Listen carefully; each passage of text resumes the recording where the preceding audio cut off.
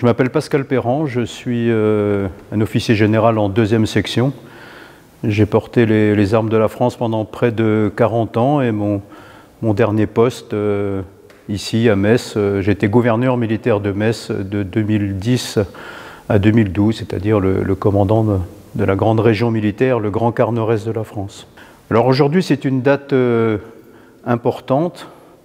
Aujourd'hui, nous faisons mémoire d'abord du retour de la paix en Europe à la fin des combats de la Première Guerre mondiale.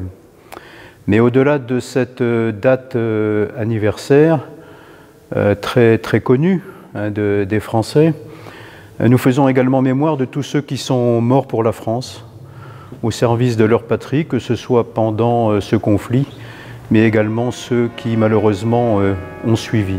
Et pour notre beau département de la Moselle, ce 11 novembre est une date également particulière, puisque le 11 novembre 1918, c'est le retour de la Moselle dans la mère patrie après l'annexion de 1870. Alors le 11 novembre, moi j'ai toujours l'habitude de dire que c'est le retour de la paix. Je n'aime pas le mot victoire, parce que certes, il y a eu victoire d'une coalition sur une autre armée, mais on le sait très bien, les historiens le diraient mieux que moi, c'est que 20 ans plus tard, ça a généré une nouvelle catastrophe en Europe. Le retour de la paix, c'est la fin du fracas des armes. La paix est un bien précieux.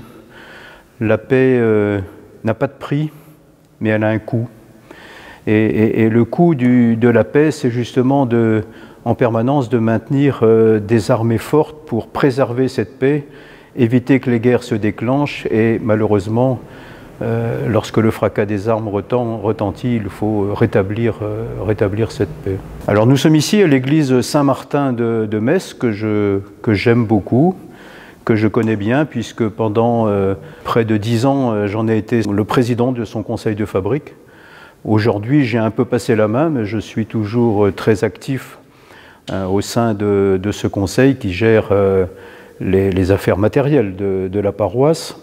Parce que le 11 novembre, c'est non seulement le 11 novembre 1918, commémoré un peu partout en France, mais le 11 novembre, c'est également la Saint-Martin, au calendrier des saints.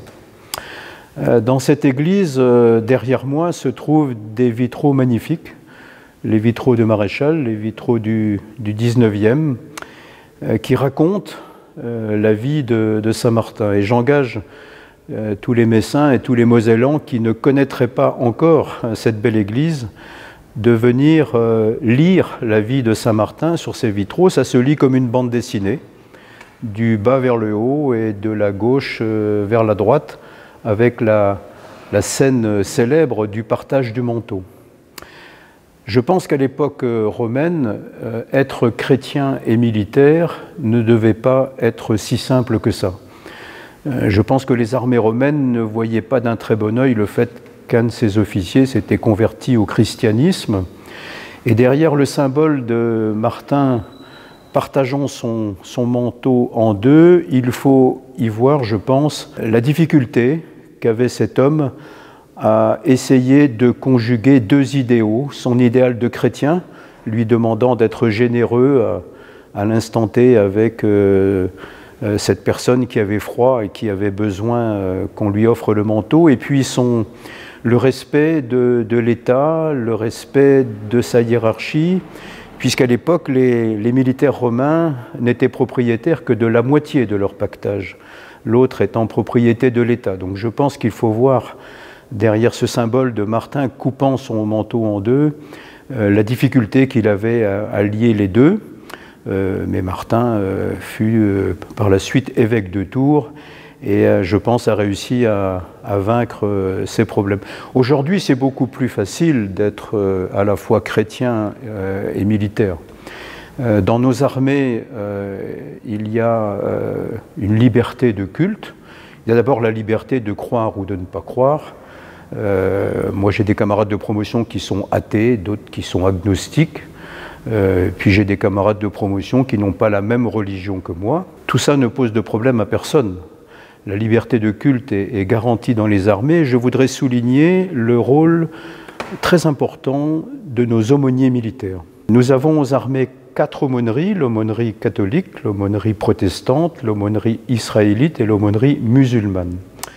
Nos aumôniers militaires ont un rôle essentiel lorsque les armées sont projetées à l'extérieur, parce que nos soldats, nos sous-officiers, nos officiers, à un moment donné, ont tous besoin de parler, parce que les engagements à l'extérieur sont souvent rudes.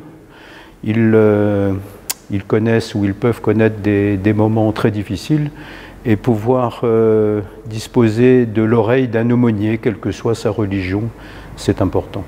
Alors aujourd'hui, 11 novembre 2022, j'invite tous les Messins qui le souhaitent à nous rejoindre en fin d'après-midi dans cette belle église de Saint-Martin.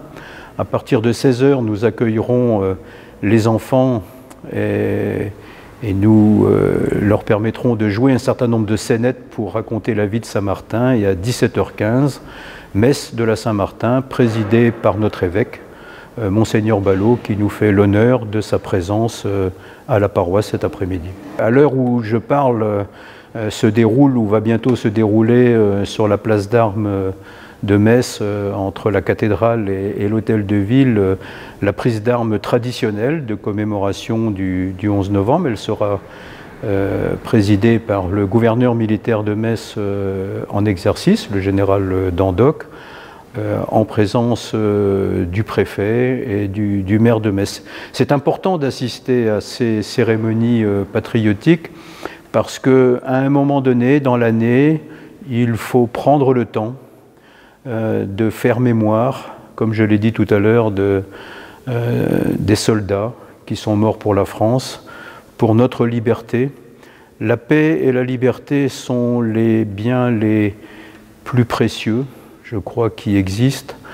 On ne s'en rend pas compte. La paix et la liberté, c'est un peu comme l'eau qui coule du robinet. On ouvre et l'eau est présente, on ne se demande pas d'où ça vient. Mais lorsque, je fais allusion à ce qui se passe actuellement en Ukraine, lorsque la guerre revient, c'est là qu'on se rend compte de la valeur de ces biens, paix et liberté. Moi, je suis effaré de ce qui se passe actuellement sur notre continent. Je pense qu'il y a lieu d'être inquiet. Nous devons profiter de ce 11 novembre pour tous ensemble souhaiter que la paix revienne vite dans cette contrée, que les armes se taisent et que la voie du dialogue et de la diplomatie reprenne le pas.